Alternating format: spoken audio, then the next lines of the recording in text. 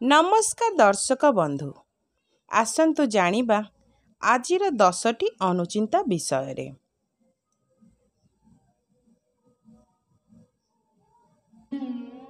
Number 1, जदि छोट पिला मानकर चुटी झड़ी जाउथाए ताहेले लूण को गुंड करी मुंडरे घसंतु, जेमिति चुटी मूलरे लूण लागुथिबो। एमिति 7 दिन करंतु एवं तापरे 7 दिन दुदुरा पत्रर रस को सेमिति लगांतु। एमिति करिबा द्वारा निश्चिंत एही समस्यार उपकार मिलिथाए। नंबर 2, जदि पिला राति रे सोइबा बेले चमकु थाए किंबा दांत रगड़ु थाए ताहेले घोड़ार लांज बाळ आनी पिला गुड़रे बांधिले एही दोष मुक्ति मिलिथाए। 3, प्रतिदिन घरे झुणा किंबा कर्पूर आळती निश्चय करंतु।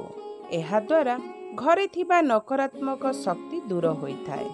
4, मने रखंतु अमावास्या दिन घर को निश्चय सफा करंतु एवं अदरकारी मैला जिनिस को सही अमावास्या दिन ही बाहर को फोपाड़ी दियंतु। एहा द्वारा आपणकर एवं आपणक परिवारर मंगल होइथाए। 5, भूल रे भी रोसई घरे केबे भी डस्टबिन रखंतु नहीं एवं रोसई घरे कौनसी ठाकुरंक फोटो लगांतु नहीं। एहा को पालन कले आपणकर मंगल हेबो। 6, सोइबा घरे केबे भी धला रंगर मार्बल किंबा टाइल लगांतु नहीं। एहा द्वारा स्त्री मानकर मन सबुबेले अशांति एवं चिड़चिड़ रही थाए।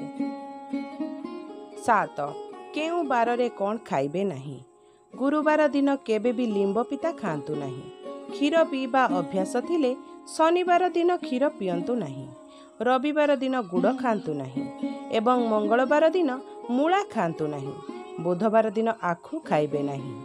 8, तुलसी पत्र एवं लिंब पत्र को बाटी दही रे मिसाई लगेइबा द्वारा जादू रोग भल होइथाए। 9, संध्या नहेबा पूर्वरु घरर लाइट जलांतु एवं सकाळे बासी घर झाड़ू नहेला पर्यंत कौनसी खाद्य ग्रहण करंतु नहीं। एहा द्वारा मंगल होइथाए। 10, चतुर्थी राति रे बहु पिंधिथिबा लुगा को बाहरे सुखांतु नहीं। बाहरे सुखाइबा द्वारा वैवाहिक जीवन बहुत असुविधार सम्मुखीन होइथाए। दर्शक बंधु, आजिर एही 10टी अनुचिंता आपण मानकु किपरि लागिला निश्चिंत कमेंट माध्यम रे जणाइबे। वीडियो को लाइक एवं चैनल को सब्सक्राइब करबा पई जमारू भूलिबेनी एवं सांगमानक सहित निश्चय एही वीडियोटी को शेयर कर दियंतु। तो पुणी देखा हबो आउ गुटिए नुआ वीडियो रे। रहुछि नमस्कार, जय जगन्नाथ।